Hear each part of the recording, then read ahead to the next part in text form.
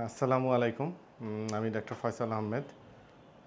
আপনার Sikdar medical college and হসপিটালে medicine বিভাগের রেজিস্ট্রার হিসেবে আছি। একেএস ডায়াগনস্টিক সেন্টারে নিয়মিত রোগী দেখছি, মেডিসিনের রোগী, ডায়াবেটিস, গ্যাস্ট্রোএন্টারোলজি।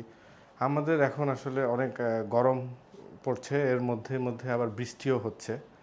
তো যেটা আমরা পাচ্ছি, এই বৃষ্টির মধ্যে আসলে ডেঙ্গুর প্রবণতাটা অনেক বেড়েছে। মশার মাধ্যমে ডেঙ্গুটা ছড়ায়। তো বাসায় দেখা যায় একজন যদি আক্রান্ত হয় তাহলে অন্য মেম্বাররাও আক্রান্ত হওয়ার একটা সম্ভাবনা থেকে যায়। এই জন্য আমি সবাইকে অ্যাডভাইস করব, আপনারা বাসায় যদি কোনো ডেঙ্গু রোগী থাকে অবশ্যই আপনারা সেই রোগীকে মশারির মধ্যে রাখার চেষ্টা করবেন। ডেঙ্গু জ্বর হলে প্রচুর পরিমাণে তরল খাবার খেতে হয়।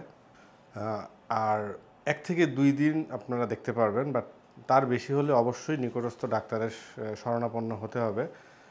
তাহলে খুব সাধারণ একটা টেস্ট করেই আমরা ডেঙ্গু নির্ধারণ করতে পারি এবং সরকার নির্ধারিত মূল্যেই আমাদের এখানে ডেঙ্গু টেস্ট করা হয়ে থাকে, যেটা আপনারা খুব সহজেই এখান থেকে করতে পারবেন।